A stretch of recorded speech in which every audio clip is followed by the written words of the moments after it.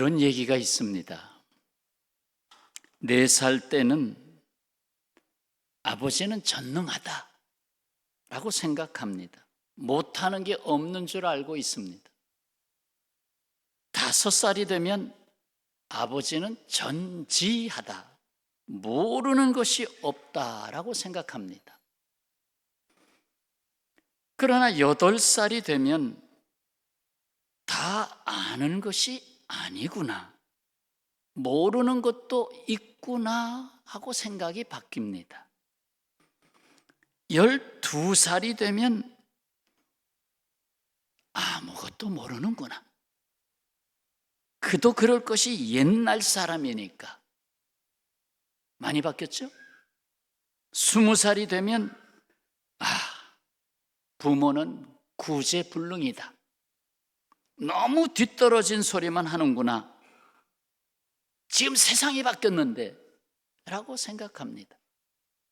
시간이 흘러 결혼도 하고 자녀도 낳고 35살이 되면 아버지께 여쭈어 보았으면 좋겠다, 이때는 어떡하지? 하고 생각이 나기 시작합니다. 40세가 되면 아버지라면 이런 때 어떻게 하셨을까? 살아 계셨으면 꼭 한번 여쭈어 보겠는데 이미 곁을 떠나셨습니다. 잔소리까지도 그리워집니다. 50세가 되면 아버지는 훌륭했다, 나보다 훨씬 훌륭했다, 지금 후회가 많다, 젊었을 때 아버지의 그 소중한 지혜의 말씀을 좀 더 귀담아 들어둘 것을 하고 뉘우치게 됐다 하는 이야기입니다. 그러니까 본인이 부모가 되어지고 아이들이 커가면서 왜 살아생전에 계셨던 부모님이 그렇게 하셨을까가 늦게나마 깨달음이 오게 된 것이죠. 우리는 부모님의 내리사랑을 젊을 때나 나이가 들어서도 잘 헤아리지 못합니다. 아버지 어머니가 돌아가신 후에야 그 빈자리가 보이기 시작합니다. 내가 내 자녀를 키우며 부모님의 마음을 늦게 깨닫기 때문입니다. 우리 아버지 어머니는 하나님 다음으로 소중합니다. 우리가 이 세상에 태어나서 가장 첫 번째 만난 분이 우리의 부모님입니다. 사실 어머니 태중에서부터 만나고 있었습니다. 더욱이 내가 부모님으로부터 나았다고 하는 것만이 아니라 부모님과 자녀와의 만남을 통해서 하나님이 뜻하시고 하셔야 할 존귀한 일을 이루고 있기 때문인 것입니다. 하나님께서 십계명을 선포하실 때 제1계명부터 4계명까지는 하나님 사랑을, 제5계명부터 10계명까지는 사람을 사랑하는 계명을 말씀하셨습니다. 그 제5계명, 인륜의 계명이 시작되는 그 첫 번째 계명에서 내 부모를 공경하라 하는 첫 번째 계명이 등장합니다. 10계명이 기록된 출애굽기 20장에서 한번 다시 보겠습니다. 내 부모를 공경하라, 그리하면 내 하나님 여호와가 내게 준 땅에서 내 생명이 길리라. 이게 원조의 말씀이에요. 10계명. 그리고 오늘 바울이 이를 다시 전했죠. 내 아버지와 어머니를 공경하라. 이것이 약속이 있는 첫 계명이니 이로써 내가 잘 되고 땅에서 장수하리라. 장수하리라는 개념을 이렇게 생각하면 더 좋겠습니다. 땅에서 내 생명의 가치를 더하리라. 그래, 하루라도 더 살면 내 생명을 내가 가치 있게 사용하리라. 하나님께서 우리에게 부모 공경에 대한 마음을 가르쳐 주신 것이 하나님을 경외하는 마음과 크게 다르지 않습니다. 하나님을 경외하듯이 부모님을 공경하라는 것입니다. 성경에서 말하는 공경하라라는 이 말의 의의는 소중히 여겨라, 값어치 있게 여겨라, 귀히 여겨라, 무겁게 여겨라 무겁게 여겨라. 그냥 가벼운 일이 아니다. 종교개혁자 마틴 루터는 하나님은 부모를 이 땅에서 하나님의 대리자로 삼으셨다. 하나님의 대리자로 삼으셨다. 부모를. 마르틴 루터 좀 기억해 두시죠. 루터가 부모를 하나님의 대리자라고 표현했다. 부모를 공경하는 것은 우리가 경외해야 할 하나님을 만나는 신앙의 디딤돌 또는 신앙의 통로가 되게 하셨다. 하나님의 자녀 여러분, 부모님의 사랑은 하나님 사랑의 단면을 보여주는 거울과 같습니다. 하나님의 사랑은 어떠하신가? 하나님은 어떤 분인가?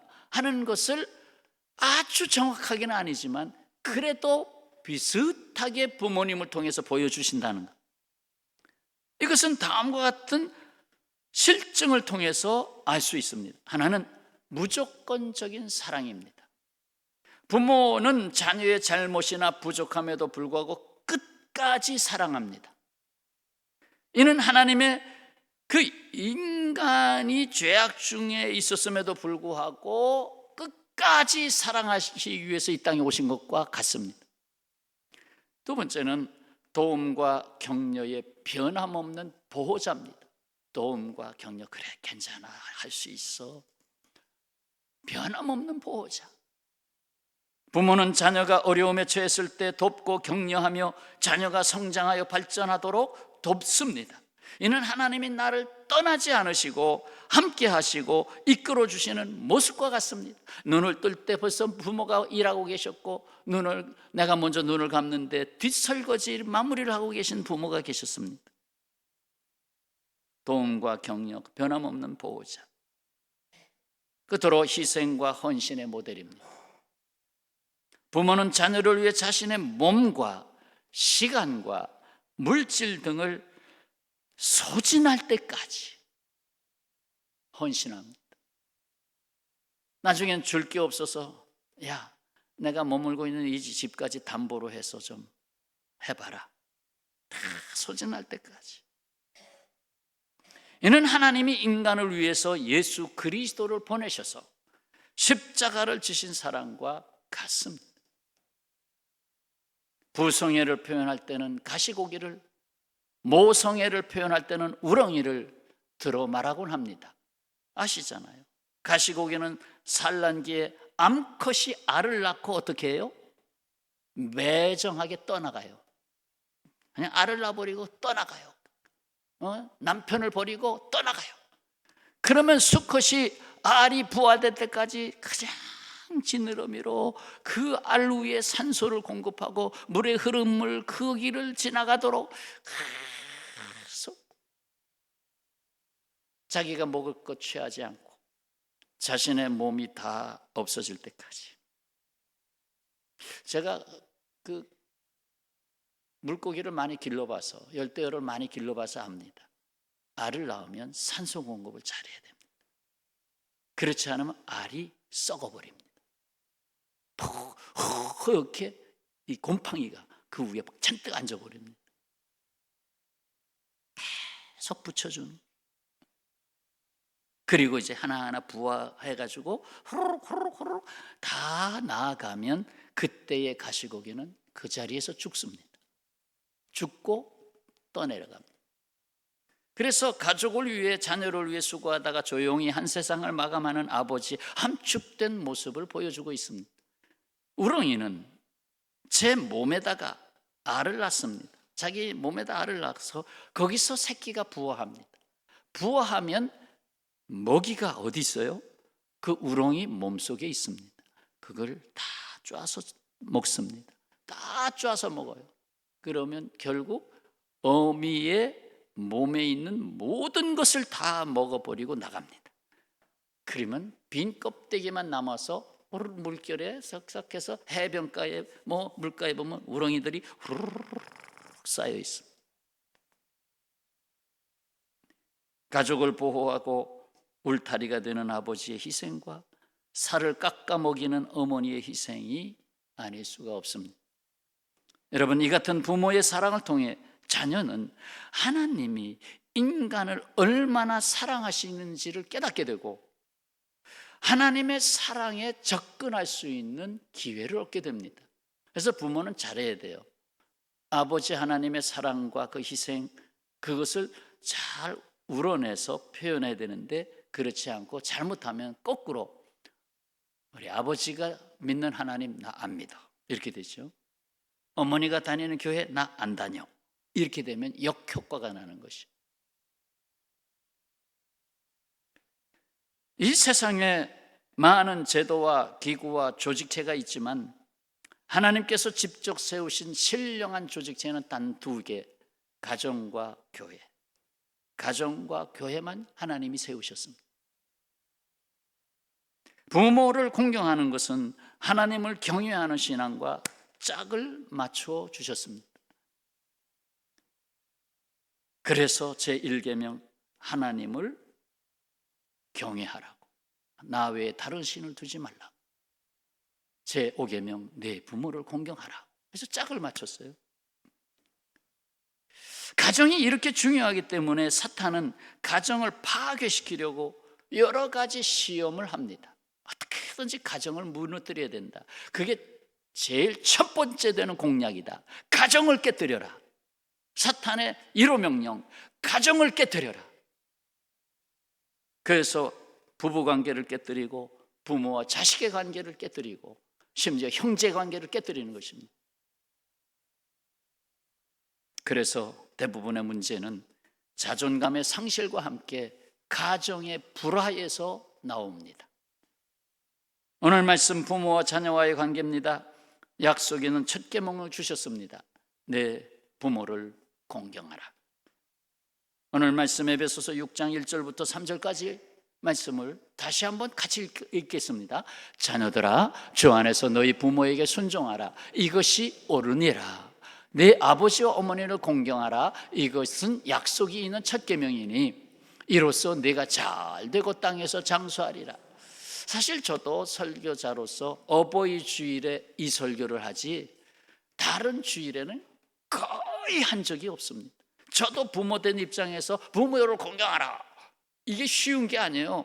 그래서 못해요. 근데 어버이 주일만큼은 하라고 하나님이 허락해 놨으니까 할 수 없이 하는 거예요. 그래서 이 본문 말씀도 1년에 한 번 읽는 거예요.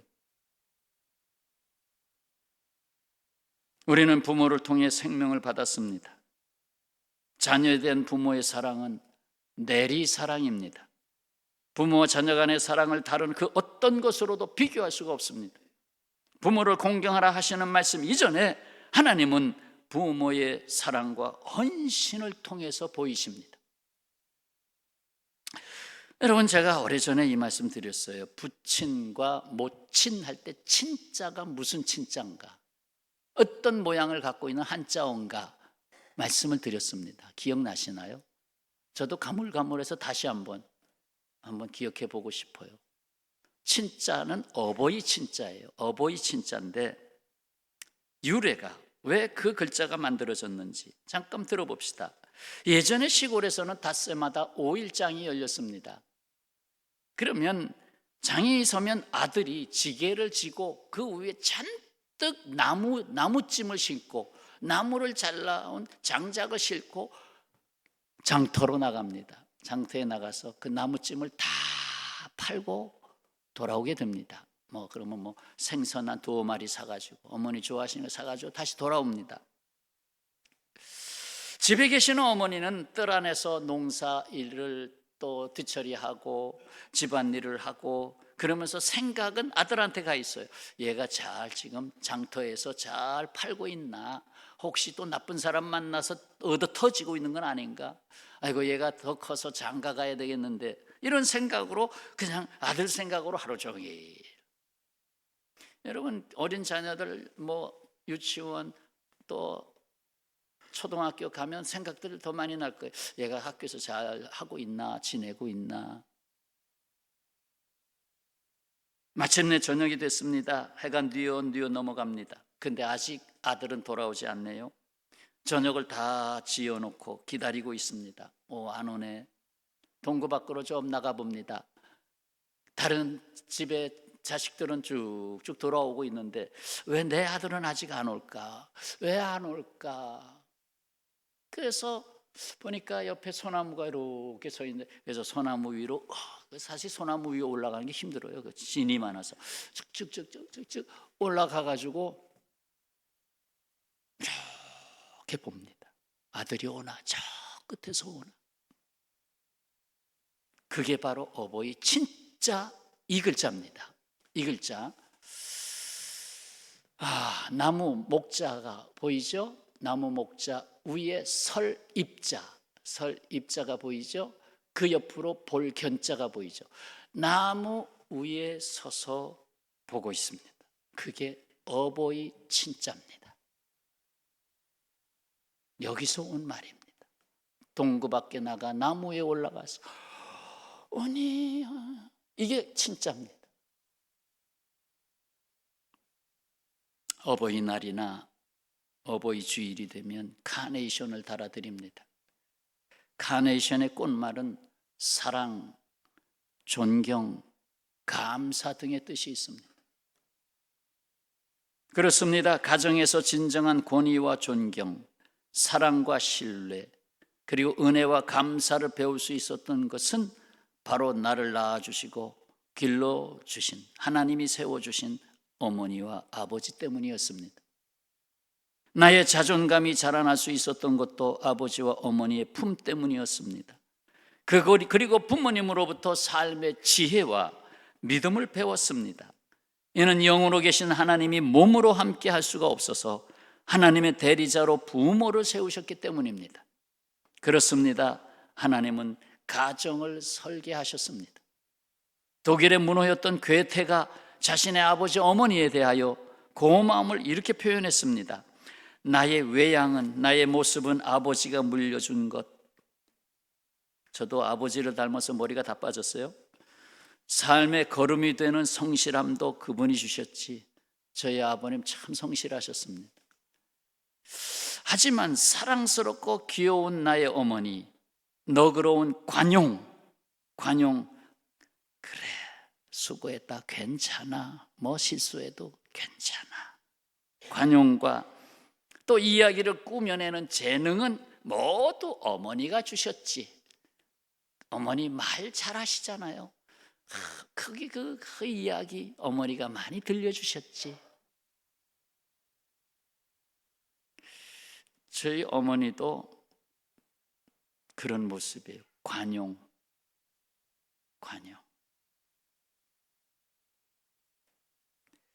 아울러 조금 더 방향을 바꿔서 부모는 복된 자녀로 성장하기 위해서 사랑과 자존감을 같이 심어주어야 합니다. 사랑과 자존감. 바로 이어지는 4절의 말씀이 그겁니다. 또 아비들아, 너희 자녀를 노엽게 하지 말고, 그냥 뭐 세대 차이다 뭐다 하면서 그냥 막 부딪히지 말고 오직 주의 교훈과 훈계로 양육하라. 주 안에서 양육하라. 주 안에서 그 말씀에 붙잡혀 양육해라. 그렇다고 율법적으로 하지 말고, 율법의 목적이 무엇인지 놓치지 말고. 바리새인들은 율법을 가지고 부딪혔잖아요. 이건 이렇게 하라, 이건 이렇게 하라 하지 않았냐? 그러나 하나님 주님이 원하시는 것은 율법의 정신이 뭐냐? 하나님 사랑하고 이웃을 사랑하는 건데 너희가 사랑했냐? 하나님이 부모를 통해 주신 사랑과 자존감이 없이 자라난 자녀에게 이 세상이란 참으로 냉혹하고 치열한 싸움터일 수밖에 없습니다. 1889년 같은 해 역사를 바꿔놓은 두 아이가 태어납니다. 하나이는 사촌간의 부부가 되는 건 이건 안 좋은 거예요. 이건 좋지 않은 거예요. 그런데 사촌간의 오스트리아인 부부 사이에서 출생합니다. 아버지를 일찍 여인 소녀는 아버지를 일찍 떠나게 된 이 소녀는 알코올 중독자인 작은 어머니 숙모에게 맡겨졌습니다. 숙모에게서 양육을 받으며 자랐는데 누구예요? 알코올 중독자. 그는 16세 때 학교를 중퇴했습니다. 극렬 분자가 됐습니다. 그의 이름은 아돌프 히틀러. 아돌프 히틀러. 유태인들 600만 명을 죽인 아돌프 히틀러. 또 다른 한 아이가 같은 해 미국 텍사스에서 태어났습니다. 부모의 사랑과 관심을 받으며 자란 소녀는 웨스트 포인트 사관학교에 입학했습니다. 그리고 제2차 대전 때 군인으로 2차 대전을 승리로 이끈 사람이 됐습니다.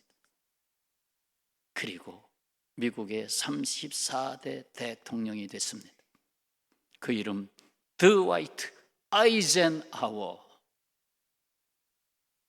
같은 해 태어난 사람, 히틀러, 아이젠하워. 한 사람은 분노의 도끼를 발산했고 다른 한 사람은 평화를 외쳤습니다. 히틀러는 56세 때 대피소에서 자살해서 많은 사람이 잘 죽었다 하고 기뻐했습니다. 반면에 아이젠하워가 79세에 눈을 감을 때는 세계가 애도했습니다. 상반된 부모의 교육이 두 아이의 운명을 갈라놓은 것입니다. 부모님을 공경하는 자에게 이제 하나님께서는 복을 약속하셨습니다. 사도 바울은 이 말씀을 인용했죠. 신명기 5장 16절 다 같이 읽을까요? 너는 내 하나님 여호와께서 명령한 대로 내 부모를 공경하라. 그리하면 내 하나님 여호와가 내게 준 땅에서 내 생명이 길고 복을 누리리라. 아멘. 내 생명이 길고 복을 누리리라. 오늘은 아무래도 절기 말씀이라 실생활 이야기를 제가 많이 인용하고 있습니다. 한 소년이 바다를 정복할 꿈을 그리면서 성장했죠. 자라나면서 바다가 자신의 꿈이었어요. 내가 큰 배를 움직이며 바다를 정복하는 사람이 되겠다. 그 넓은 바다가 나의 세상이다. 이 소년은 점점 커가면서 큰 선박 회사에 취직이 되었습니다. 그래서 먼 나라로 항해할 준비를 갖추었습니다. 자신의 짐을 모두 실었습니다. 그리고 어머니에게 작별 인사를 합니다. 이제 떠나면 언제 올지. 그때 어머니는 슬픈 표정으로 눈물을 흘리면서 아들을 향해 너를 떠나보내는 것이 너무 괴롭구나. 평소에 효심이 지극했던 이 소녀는 어머니의 눈물을 보고 그 떠나는 걸 보고 작별을 하게 된 그 눈물에 담긴 어머니의 마음을 보고 바다로 나가는 것을 포기합니다. 그동안 그 모든 것을 준비한 아들이었는데 이제 뭐 취직까지 했고 이제 훈련만 받으면 나도 앞으로 하는 대망의 꿈을 가진 사람이었는데 어머니의 눈물 하나에 포기를 합니다. 어머니는 그날부터 효자 아들을 위해 매일 눈물의 기도를 합니다. 뭐라고 했을까 상상해 봤어요. 하나님, 내 아들이 꿈을 포기했습니다. 자신이 그렇게 하고 싶어한 걸 포기했습니다. 포기할 때에는 더 큰 기회가 주시는 것을 믿습니다. 이 아들을 위해 하나님의 꿈을 보이시옵소서. 이 소녀는 위대한 지도자로 성장합니다. 이 사람이 바로 미국의 초대 대통령 조지 워싱턴입니다. 워싱턴. 그냥 배에 키만 잡고 있을 사람이 온 세상을 장차 움직이게 될 미국의 초대 대통령이 된 거예요. 부모를 공경하는 자녀는 결코 망하지 않습니다. 저는 그것을 확신합니다. 부모로부터 기도 지원을 받는 자녀는 반드시 하나님의 복을 받습니다. 아브라함 링컨의 말입니다. 경건한 어머니를 둔 사람은 결코 가난하지 않다. 최고의 부자는 경건한 어머니. 아버지는 조금 더디 믿는 경우가 많아요. 그래도 어머니 뱃속에서부터 기도하고 태어나서 젖을 먹일 때 하나님 주님의 신령한 젖이 되게 해 주옵소서. 그 품에서 자란 아이는 분명히 다릅니다. 분명히 다릅니다. 사랑하는 평화의 가족 여러분, 어버이 주일에 주신 말씀의 결론입니다. 이 세상, 이 사회는 무력, 명예욕, 권력욕이라는 거친 풍랑에 쓸려 내려가고 있습니다. 복 주시는 하나님으로부터의 권위와 질서, 그리고 사랑과 진리와 자유를 상실하고 있습니다. 가정은 많이 파괴되었고 부모를 통해서 보이신 하나님의 권위도 사랑도 가려지고 말았습니다. 부모를 통해서 볼 수 있는 하나님을 보지 못하고 있습니다. 결국 사람들이 자기 마음대로 행하며 세상에 가는 길로 쓸려가고 있습니다. 아닙니다. 다시금 하나님께로 돌아와야 합니다. 각 가정이 하나님께로 돌아와야 합니다. 부모가 하나님께로 돌아오고 자녀가 하나님께로 돌아와야 합니다. 그렇지 않으면 길이 없습니다. 이에 하나님은 하나님을 알게 하는 힌트를 주셨습니다. 내 가정에 하나님 마음의 거울이 있다. 바로 내 부모님이다. 주 안에서 내 부모에게 순종하라. 그리하면 내가 잘되고 내 생명의 날을 복되게 지켜주겠다. 아멘. 기도하겠습니다.